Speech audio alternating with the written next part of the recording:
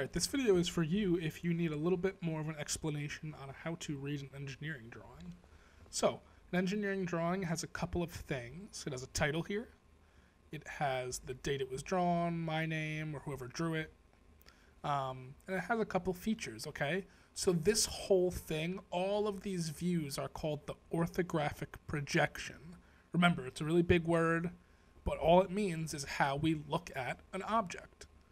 In the upper right-hand corner, you will always find a 3D view of the object. This is what your 3D model is going to look like when you're done today. And now over here is where you find the different views. So this view right here, the one that's in the middle of all the views mostly, is always called the front view. Now this view right here is to the right of the front view. Therefore, we can say that this is the right side view. If I were to have a top view, the top view goes up here, but I don't really need it in this drawing because it doesn't add anything new. If I were to have a left side view, it goes here. Bottom view, the bottom. So everything is based off this front view here. So right side, top, left side, bottom view. Okay? So those are the different views. So if you understand this view right here, this right side, it actually lines up with the right side of this. So this is all the right side view. It's just, you're just looking at it flat here. This front view, as you can see, is this part of this drawing. If I had a top view, it would just be looking like a straight little rectangle going across up here, okay?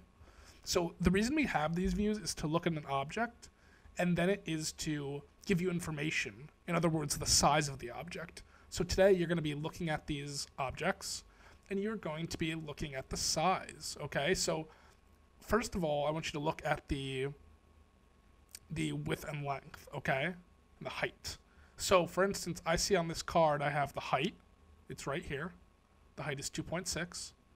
And you can tell because the ends of this, it's called a dimension, are connected to both ends. So the entire height of this rectangle you're going to draw first in Tinkercad is 2.6. Then I have the width right here, 1.75, okay? The depth, how thick this is going to be 0.155, okay? So it's going to be 2.6 by 1.75 rectangle that is 0.155 deep. That's your job to do on Tinkercad.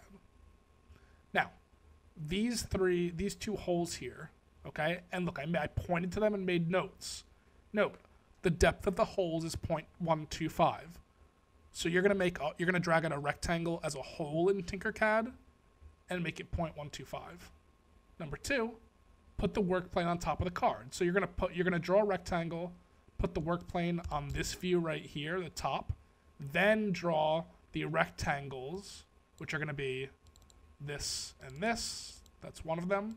And then this, and it's the same width up here. So you're going to have two rectangles that are 0.125 on a work plane, and you might need to pull them down right till they touch and intersect in the object.